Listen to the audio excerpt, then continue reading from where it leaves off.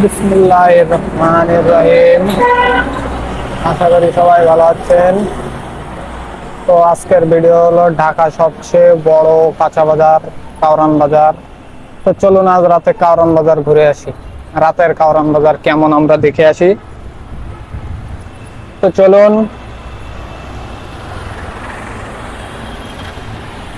এখন আমি কাউরান বাজার গোল চত্বর পার হবো। রাতের বেলা বড় বড় ট্রাক আছে, অনেক রিস্ক। তবু আজকে রাতের কাউরান বাজার দেখবো।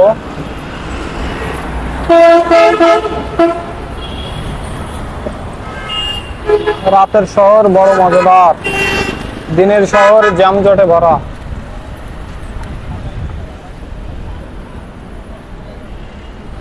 তো চলুন, এই হলো কাউরান বাজারের মূল পথ।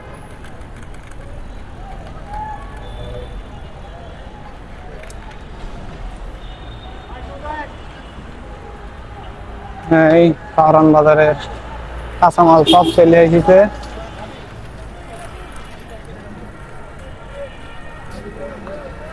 এই যে কাঁচামাল দেখো, বড় বড় কাঁচামাল সব চলে এসেছে। এই মাল সব সিন্ডিকেটে চলে যাবে, যে যার মতো নিয়ে নেবে।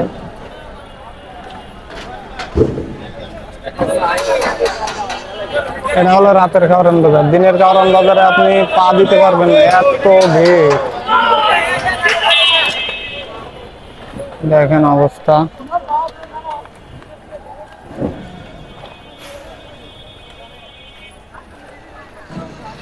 সব আমাদের গ্রামগঞ্জ থেকে কাঁচামাল চলে আসে, তারপর এইখান থেকে সিন্ডিকেট করে সবাই ভ্যানে নিয়ে সকালে বিক্রি করে। দেখেন রাতের কাউরান বাজার, কাঁচা বাজারের সবচেয়ে বড় বাজার কাউরান বাজার।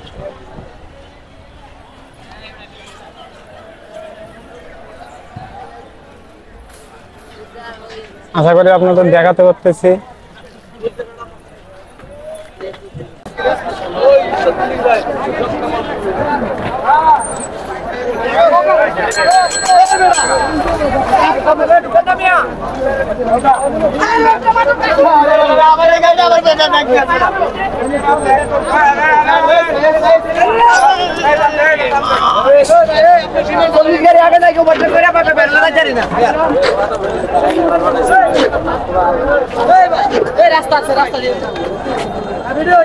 ভিডিও ভিডিও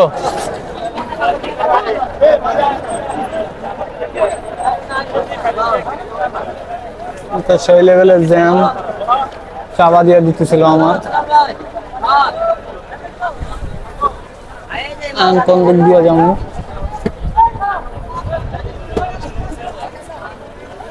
এই সাইড দিয়ে বাইরে হওয়া যায় কি? কোনো লাইন নাই।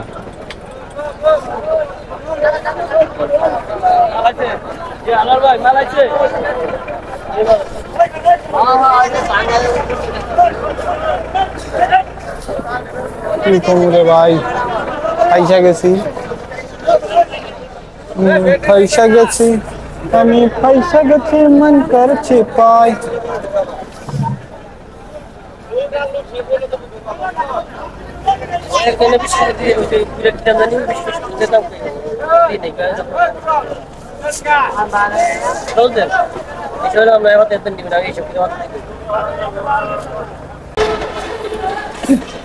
ভাই রাতের কাউরান বাজার দেখাইতে গেলে আমি শেষ, যে ভিড়, বাইরে যাই। রাতের কাউরান বাজার দেখাইতে গেলে আটটা দেখাইতে হইব।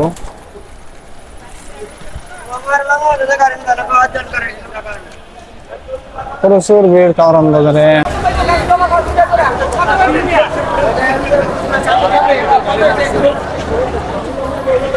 দেখি মামা যাই, তো যাই হোক কি বলবো, আমার দেখানোর স্বাদ মিটে গেছে। আমি এখন দেখাতে পারবো না। আমি এখন বাসার দিকে যাই। কাউরান বাজারের অবস্থা খুবই খারাপ। খারাপ বলতে এখন যে ভিড়, এখন ওর ভিতরে আমি সাইকেল নিয়ে ঢুকতেই পারবো না। সাইকেল নিয়ে ঢুকতে গেলে ভ্যানের চিপায় হয়তো আমার সাইকেলটা নষ্ট হয়ে যাবে, আর না হলে আমার হাতে কোথাও ব্যথা লাগবে, তখন কাজ কাম করতে পারবো না।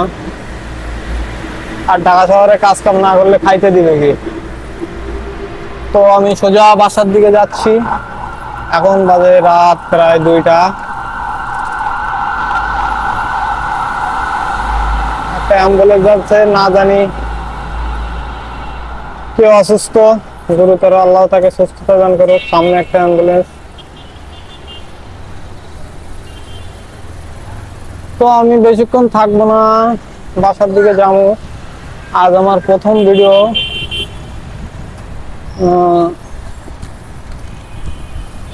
যাই, বাসার দিকে যাই, বেশি কথা না বলি, বেশি কথা বললে আপনাদেরও ভালো লাগবে না।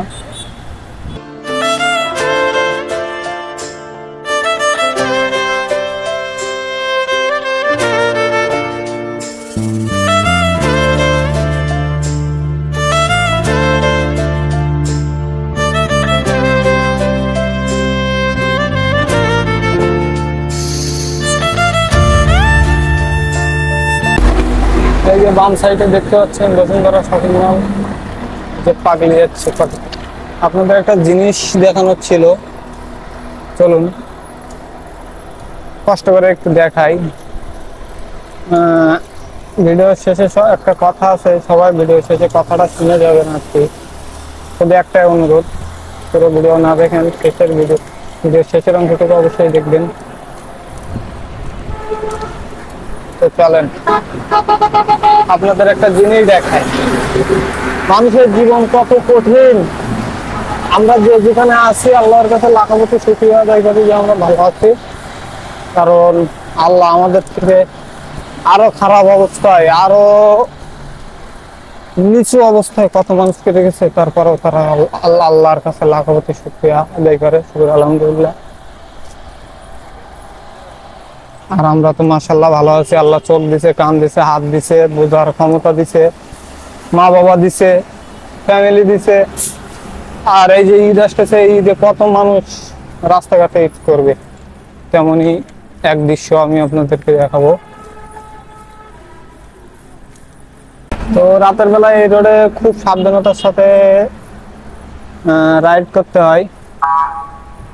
আসল কথায় আসি, আসল কথা একটু মনোযোগ দিয়ে দেখবেন যে জীবনটা কতটা কঠিন।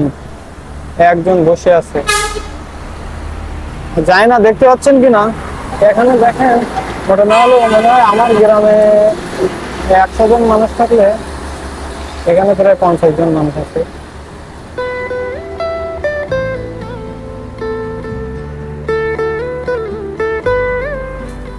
ঢাকা শহরে থাকার জায়গা নাই, সারাদিন কাজ করে আর রাতের বেলা এখানে ঘুমায়।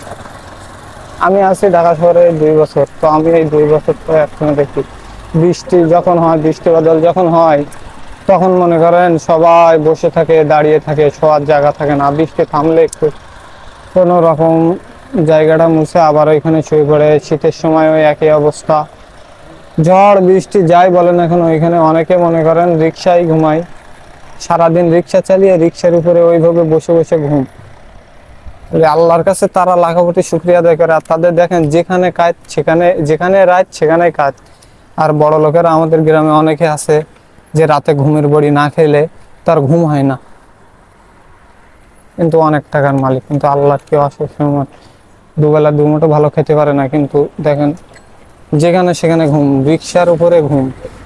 ঘুম ছাড়া কোনো কথা নাই, কিন্তু তারপরে রিক্সার উপর থেকে পড়ে না। আল্লাহ ওদেরকে রক্ষা করে।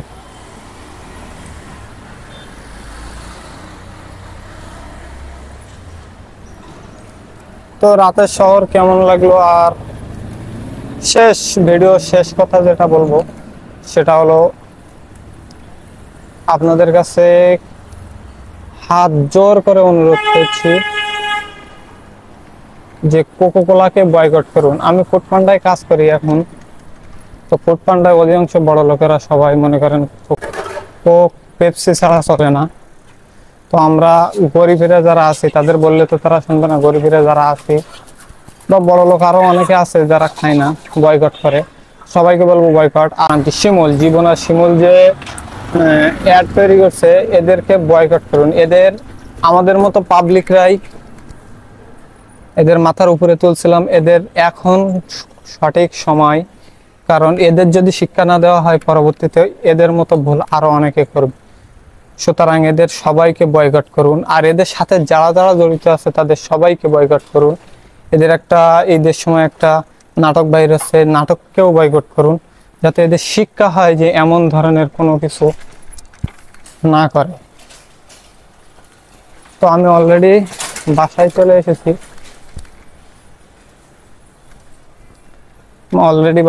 এসেছি। আর আমি যে মাইকে কথা বলতেছি, মাইক্রোফোনে কথা বলতেছি, ওয়্যারলেস মাইক্রোফোন, এটা হলো উলানজি J12। এই মাইক্রোফোনে নর্মাল মোডে কথা বলতেছি আর আমার মোবাইলে ভিডিও করতেছি। আমি কিভাবে ভিডিও করি এ নিয়েও একটা ছোট ভিডিও হবে, আপনারা সবাই দেখতে পাবেন। তো আমার চ্যানেলে সবাই থাকবেন, সব সময় অ্যাক্টিভ। আশা করি ভালো কিছু দেখাতে পারবো। সামাজিক অনেক কথা তুলে ধরার চেষ্টা করব, শহরের অনেক কিছু তুলে ধরার চেষ্টা করব। তো ভালো থাকেন, সুস্থ থাকেন। আজকে এই পর্যন্ত। আসসালামু আলাইকুম রহমতুল্লাহি ওয়া বারাকাতুহু।